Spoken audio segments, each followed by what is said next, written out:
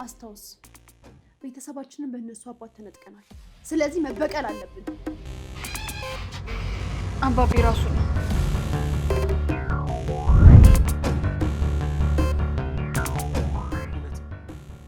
አባታችንንም እናታችንንም የገደለው የነ ቢታንያ አባት። ምን አባ ፈልገህ? እኔ ምንም የማውቀው ነገር የለም። ተናገር። ይኸውልህ አባቴን ለመጉዳት ከሆነ እዚህ ድረስ የመጣው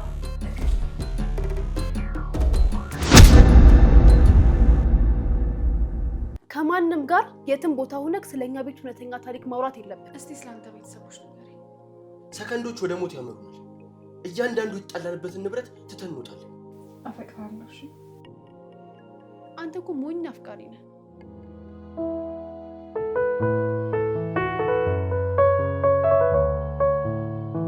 አንዳንዴ ዓለም እንዲህ ናት።